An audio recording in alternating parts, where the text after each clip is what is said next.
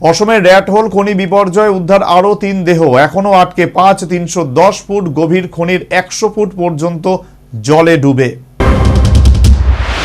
অসমের ডিমা হাসাওয়ের র্যাটহোল খনি দুর্ঘটনায় উদ্ধার হলো আরও 3 জনের দেহ। সব মিলিয়ে দুর্ঘটনায় মৃতের সংখ্যা বেড়ে হলো 4 জন। এখনও ওই অবৈধ কয়লা খনিতে বন্দী রয়েছেন 5 জন শ্রমিক।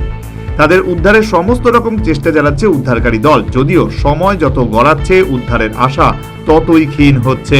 উল্লেখ্য, র্যাটহোল মাইনিং এমন একটি পদ্ধতি যা সাধারণত অসম, মেঘালয় রাজ্যে কয়লা উত্তোলনের জন্য ব্যবহৃত হয়ে থাকে। কোনো যন্ত্রের সাহায্যে নয়, অত্যন্ত ঝুঁকিপূর্ণ পদ্ধতিতেই শ্রমিকরা গর্ত খুঁড়ে কয়লা উত্তোলন করেন।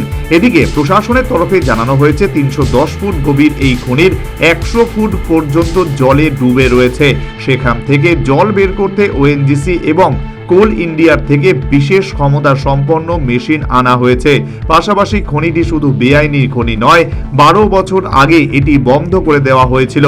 সেনার 3 বাহিনী উদ্ধারের কাজ চালাচ্ছে। খনিটি এতটাই বিপজ্জনক যে সেখানে দাঁড়ানো তো দূরের কথা, মাথা নিচু করে এগোনোও কঠিন। বসে থাকলে মাথার থেকে ছাদের দূরত্ব মাত্র 4 থেকে 5 ইঞ্চি। মৃতদের মধ্যে একজনের পরিচয় জানা গিয়েছে। খোদ মুখ্যমন্ত্রী হিমন্ত বিশ্ব শর্মা এক স্যান্ডেলে তার পরিচয় প্রকাশ্যে এনেছেন। মুখ্যমন্ত্রী জানান তিনি ডিমা হাসাওয়ের বাসিন্দা 27 বছর বয়সী লিগেন মাগার। বাকি 2 জনের পরিচয় জানার চেষ্টা চলছে।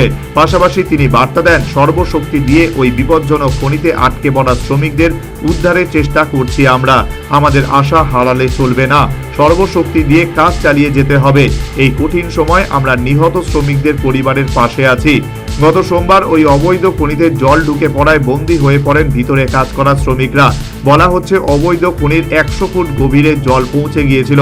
খবর পেয়ে পুলিশ এবং দমকলের পাশাপাশি উদ্ধার কাজে নামে রাজ্য এবং কেন্দ্রীয় বিপর্যয় মোকাবিলা বাহিনীর সদস্যরা। অসমের মুখ্যমন্ত্রী হিমন্ত বিশ্ব শর্মার অনুরোধ পেয়ে খনি থেকে শ্রমিকদের উদ্ধারে সাহায্য করছে সেনা। শ্রমিকদের উদ্ধারের পর দ্রুত তাদের হাসপাতালে পৌঁছতে প্রস্তুত রয়েছে সেনার কপ্টার। জানা গিয়েছে ক্রেন এবং দড়ির ব্যবহারে খনিতে নেমেছেন উদ্ধারকারীরা। তবে খনির মধ্যে জল থাকার কারণে পদে পদে ব্যাহত হচ্ছে উদ্ধার কাজ। গত বুধবার 9 শ্রমিকের মধ্যে এক যুবকের দেহ উদ্ধার করা হয়েছিল। শনিবার আরও 3 জনকে মৃত অবস্থায় উদ্ধার করা হলো। বিধিন সরকারের রিপোর্ট, নিউজ ভ্যানগার্ড।